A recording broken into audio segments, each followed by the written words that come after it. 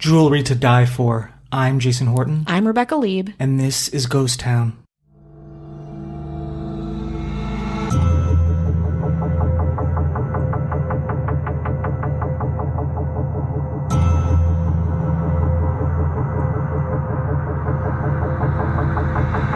Deep in the vault of the Natural History Museum in London, alongside other precious stones kept safe under lock and key, stones like a Martian meteorite and a Medusa emerald, is what is known as the cursed amethyst, or the Delhi purple sapphire, a stone so sinister its curse has lasted, almost 200 years? Here's how it went down.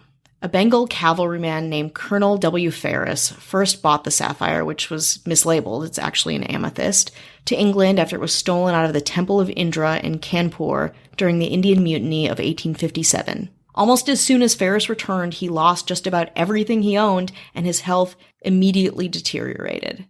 The same bad fortune happened to his son, who inherited the stone, so his son gave it to a friend who subsequently committed suicide.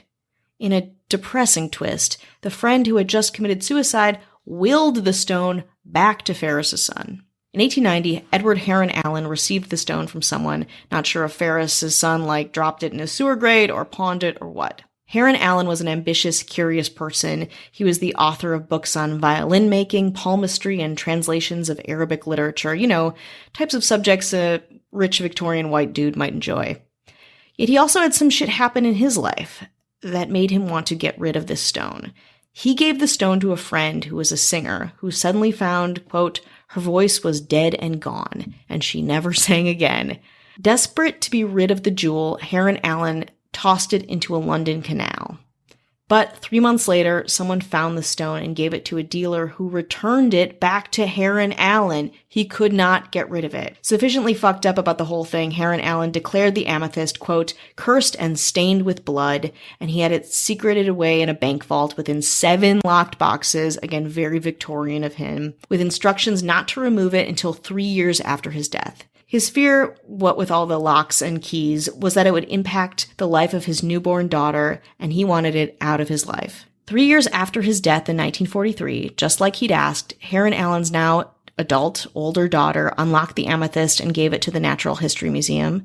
But not alone. Oh no. She also gave the museum a letter with the jewel's history, reportedly reading, whoever shall then open it shall first read out this warning, and then do as he pleases with the jewel. My advice to him or her is to cast it into the sea.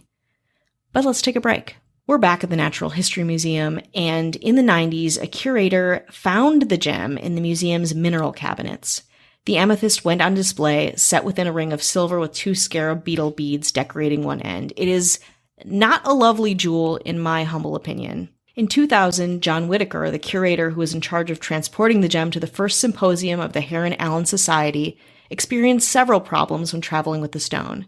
First, he was struck while driving in an incredibly violent thunderstorm. Quote, the sky turned black and we're overtaken by the most horrific thunderstorm I'd ever experienced. We considered abandoning the car and my wife was shouting, why did you bring that damned thing?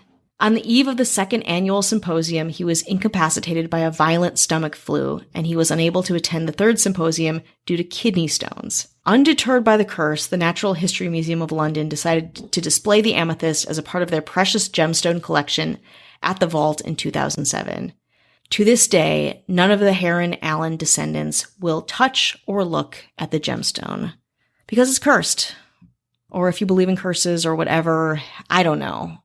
I think it's creepy no matter what you believe. This is why I don't buy women jewelry, and I buy them a sensible gift card. Oh. And they love it. Wow. They love it. Just like a Panera Bread or a Borders Books. Is there still Borders Books? Wild Wings. Oh, a BW3 gift card is better than jewels. And we're not saying we want them, but maybe we're putting it out there. And I don't care if it's cursed. I don't care if the gift card for Buffalo Wild Wings is cursed, because it is cursed, because once you eat that food, you will not feel good afterwards, but we welcome it. Yeah. The next episode, Curse of the Sizzler gift card.